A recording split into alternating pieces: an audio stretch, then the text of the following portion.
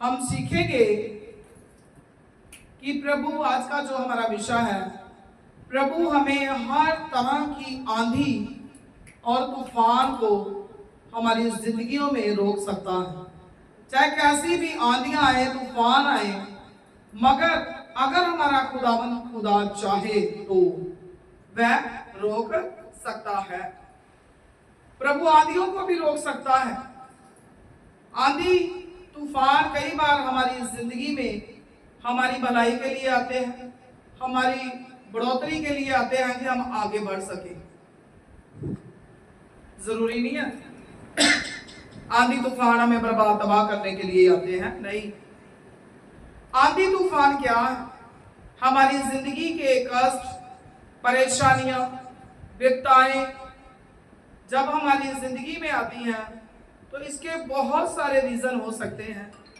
कई बार हमारी जिंदगी को सुधारने के लिए आती हैं, कुछ सिखाने के लिए आती हैं। तो आज हम सीखेंगे कि वचन में जो आंधी और तूफान आए वो क्यों आए, किस लिए आए। तो जब हम ज़बूर भजन सहायता 148 का 8 वचन हम पढ़ते हैं तो उसमें हम समझ सकते हैं कि आंधी भी प्रभु की आज्ञा को मानती है और उस आज्ञा को पूरा भी करती है। आंधी तूफान जो है वो प्रभु की आज्ञा को मानते हैं और उस आज्ञा को पूरा भी करते हैं। उसमें इस प्रकार लिखा है, हे अग्नि और ओलो, हे हिम और कोरे, हे उसका वचन मानने वाली प्रचंड ब्याह, रुक जाओ। किसकी मर्जी से? प्रभु की मर्जी से। चाहे कैसी भी अग्नि हो, ओले हो, हिम हो, कोरे हो, आंधी हो, तूफान हो, कुछ भी हो, मगर प्रभु का कलाम हमें सिखाता है कि वह प्रभु की आज्ञा को मानती है। सो हम सबसे जो पहली एग्जाम्पल हम देखेंगे, जोना। बाइबल में जोना की किताब 1 अध्याय उसका 4 वचन। ये जो जब जोना जहाज में था तो उस समय जो आंधी आई, तूफान आया, ये क्यों आया था? क्यों आया? क्या उसको विनाश करने के लिए आया? क्या बर्बाद करने के लिए आया? क्या तबाह करने के लिए आया? नहीं, वो इसलिए आया था कि जो हमारे विनाश के लिए नहीं बल्कि भटके हुए रास्तों से हमें दूर करके प्रभु के मार्ग पर ले आने के लिए होती है। क्यों आया था जोना जब जहाज में था? इसलिए क्योंकि जोना ने परमेश्वर की आज्ञा का उल्लंघन किया।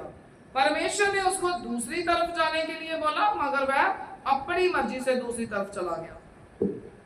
और जब वो जहाज में गया तो वहां पर बहुत ज्यादा समुद्र में एक प्रचंड आंधी चली और समुद्र में बड़ी आंधी उठी, जहां तक कि जहाज टूटने पर था। अब हमने इसको समझना है कि जब हम अपना प्रभु के रास्ते से, बताए हुए रास्ते से हम भटकेंगे, प्रभु हमें भेज रहा है दाईं तरफ, हम जा रहे हैं बाईं तरफ, तो फिर क्या होगा? फिर यही होगा, समुद्र में आपकी जिंदगी में प्रचंड आंधी आएगी, भयानक तूफान आएगा और बड़ी बड़ी आंधियां उठेंगी, यहां तक आपकी जिंदगी टूटने की तादाद पर आ जाएगी। कब आएगी? पहली एग्जाम्पल हम जोना को देखकर सीख सकते हैं, जब हम अपने प्रभु के बताए हुए रास्ते पर ना चलकर दूसरे रास्ते पर चलेंगे तब। समुद्र में जब तूफान आया, उसकी गलती से आया, उसकी गलती को सुधारने के लिए आया, उसको रियलाइज करवाने के लिए आया। वो रियलाइज करे, वो समझ जाए कि हमें प्रभु की रजा को पूरा करना है। अब पहली बात नोटिस कर लो अपनी डायरी में कि जब हम अपने प्रभु के बताए हुए रास्ते पर ना चल के, प्रभु बोल रहा बाईं तरफ जाओ, आप तो नहीं जाओ दाईं तरफ, तो आंधी तूफान आएगा। लिख लो। जब भी दिल करे कि प्रभु ने बोला चर्च जाओ तो हम जा रहे हैं उधर को, तो आंधी तूफान आ सकता है। सेवकों की गलती ना निकालना, लिख लो अपनी डायरी में। सेकंड पॉइंट, कि कब आंधी तूफान आता है। पहली बात समझ में आ गई। प्रभु ने बोला बाई तरफ जाना तो बाई तरफ जाना है, दाई तरफ जाओगे तो आंधी तूफान आएगा। ठीक है बहन। अब दूसरी बात, हमारे सोए हुए विश्वास को जगाने के लिए भी आंधियां तूफान आते हैं। पढ़ेंगे, आप घर जाके पढ़ लेना, मैं जल्दी जल्दी पढ़ देती हूँ। मरकुस 4 अध्याय उसका 38 और 39 वचन। पर वह आप पिछले भाग में गद्दी पर सो रहा था, पर वह आप मतलब प्रभु यीशु मसीह सो रहा था। तब उन्होंने उसे जगाकर उससे कहा, हे गुरु, क्या तुझे चिंता नहीं कि हम नष्ट हुए जाते हैं। प्रभु यीशु मसीह से उसके चेले बोल रहे हैं, प्रभु क्या तुझे चिंता नहीं है, हम बर्बाद हो रहे हैं, नष्ट हो रहे हैं, तू सोया पड़ा है। तब उसने उठकर आंधी को डांटा और पानी से कहा, शांत रह, थम जा।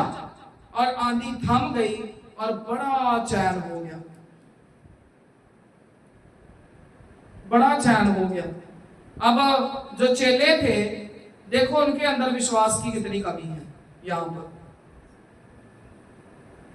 मान लो आपका विश्वास सोया हुआ है, तो ये थोड़ी मेरा आपसे भी पहले सोया हुआ हुआ। प्रभु भी देख रहा था कि ये क्या करते हैं। ये नहीं आपके लिए सारा कुछ है, चेलों के लिए भी बहुत कुछ है, बहुत कुछ है। सेवक कैसे होने चाहिए देखो। बल्कि आप हमारे कई बार सोए हुए ईमान को, विश्वास को जगाने के लिए भी ना प्रभु उनके जो विश्वास को और ज्यादा स्ट्रॉन्ग करने के लिए वो आंधी तूफान जो आया था ना, प्रभु की मर्जी से ही आया था। प्रभु भी देखना चाहता था कि ये क्या करते हैं। तीसरी बात, अब क्या करना है आपने। अगर विश्वास आपके अंदर कम हो गया, 100 में से 50% हो गया है, 60, 70, 80, 90, इवन 99, 1% आपके अंदर विश्वास नहीं है, तो कोई फायदा ही नहीं है। 100% ईमान और विश्वास होना चाहिए।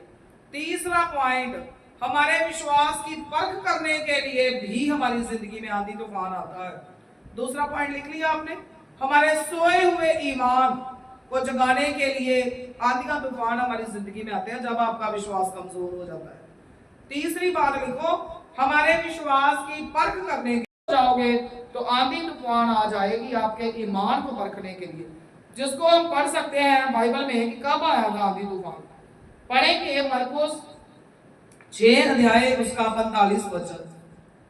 तब उसने तुरंत अपने चेलों को नाव पर चढ़ने के लिए विवश किया कि वह उससे पहले उस पर बैतसैदा को चले जाएं, जब तक कि वह लोगों को विदा करे।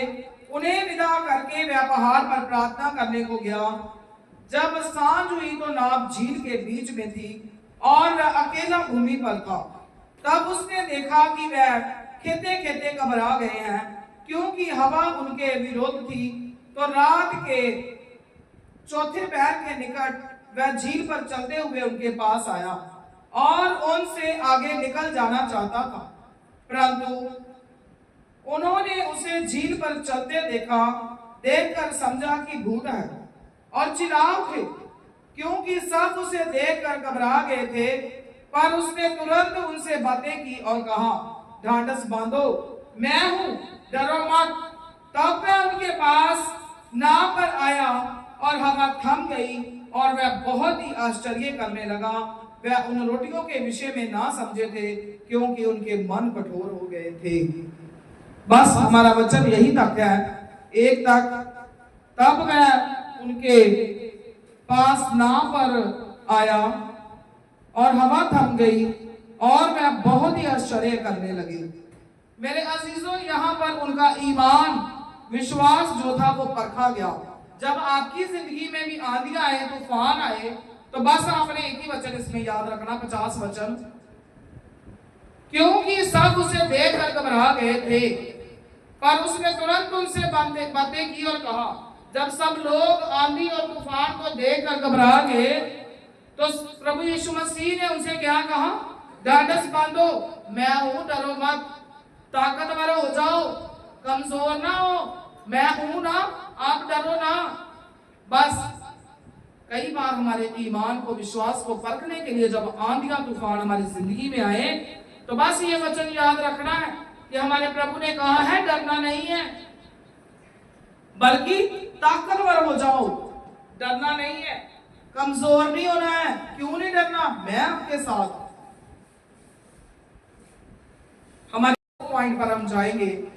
हमारे विश्वास को बढ़ाने के लिए भी आंधियां तूफान आती हैं, जिसको आप पढ़ सकते हो मत्ती की अंजील 15 अध्याय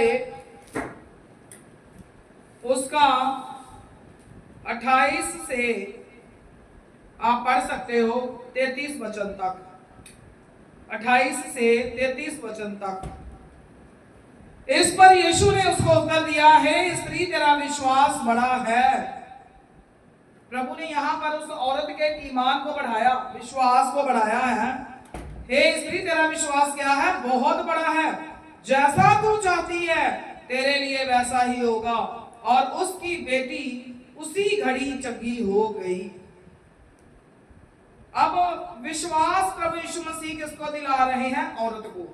बीमार कौन है? उसकी बेटी। आपके बच्चे बीमार हो जाए, आपका खुद का विश्वास ही नहीं है।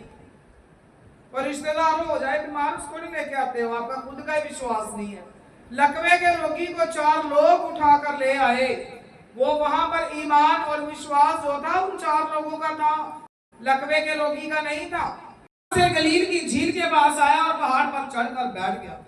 तब भीड़ उसके पास आई और वह अपने साथ लंगड़ों, अंधों, गूंगों, टुंडों और अन्य बहुतों को उसके पास लाए और उसके पांव पर डाल दिया और उन्हें चंगा किया। अब उनकी जो बीमारियां लगी हुई थी, कोई अंधा था, कोई टुंडा था, कोई गूंगा था, कोई लंगड़ा था। क्यों थी उनकी बीमारियां? उनके ईमान विश्वास को इंक्रीज करने के लिए, बढ़ाने के लिए। तो क्या हुआ? प्रभु यीशु मसीह, बहुत ज्यादा भीड़ थी, भीड़ में से आए और उनको जो चल नहीं सकते थे चलने लगे, जो टुंडे थे वो ठीक हो गए, अंधे देखने लगे, सारा कुछ हो गया। क्यों? प्रभु ने उनको चंगा कर दिया। यहाँ पर जो वचन है इसलिए है क्योंकि उनके ईमान को, विश्वास को और ज्यादा बढ़ाना था।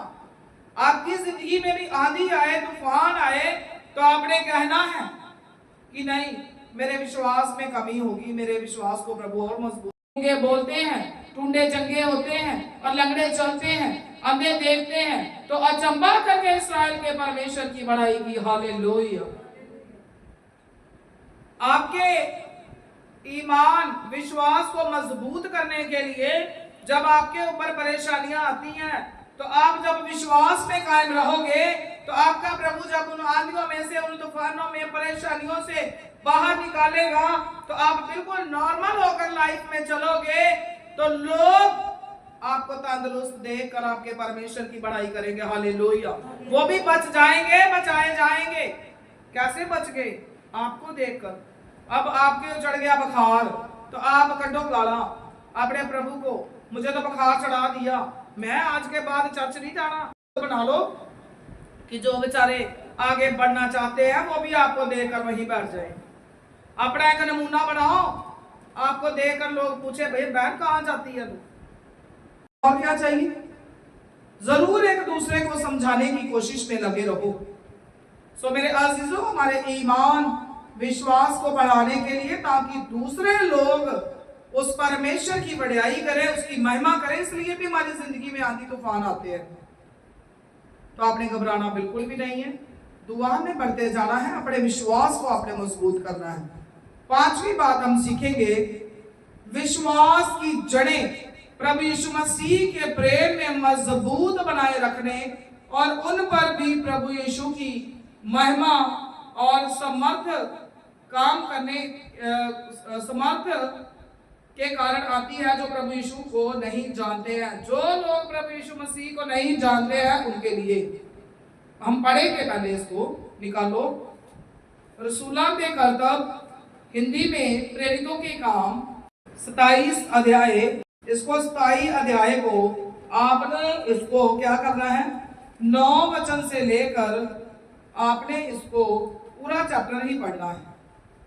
समुद्र में तूफान आया, जहाज का टूटना, ये सारा कुछ आप इस चैप्टर में पढ़ोगे। ये देखो, जब बहुत दिन बीत गए और जल यात्रा में जोखिम इसलिए होती थी कि उपवास के दिन अब बीत चुके थे। अब पौलुस ने उन्हें ये कहकर समझाया, हे सज्जनों, मुझे ऐसा जान पड़ता है कि इस यात्रा में विपत्ति और बहुत हानि ना केवल माल और जहाज की वरन हमारे प्राणों की भी होने वाली है। पौलुस ने उनको समझाया, बोला कि हे मेरे प्रियो, कल ही हमारी यात्रा में विपत्ति नहीं आएगी, हमारी जान को भी हानि हो सकती है, हमारे सामान को, माल को हो सकती है। तो उनको समझाया, परंतु सूबेदार ने पौलुस की बातों से कप्तान और जहाज के स्वामी की बातों को बढ़कर माना। सूबेदार ने पौलुस की बातों को नहीं माना, उसने क्या किया, जहाज को जो चलाने वाला था वो विश्वास कर रहा है, उसने उस पौलुस की बातों पर विश्वास नहीं किया, उसने कप्तान पर और जहाज के स्वामी की बातों को बढ़कर माना। वह बंदरगाह जाड़ा काटने के लिए अच्छा ना था, इसलिए बहुतों का विचार हुआ कि वहां से जहाज खोलकर यदि किसी रीति से हो सके तो फिनिक्स पहुंचकर झाड़ा काटे। ये तो क्रेते का एक बंदरगाह है, समझ लो।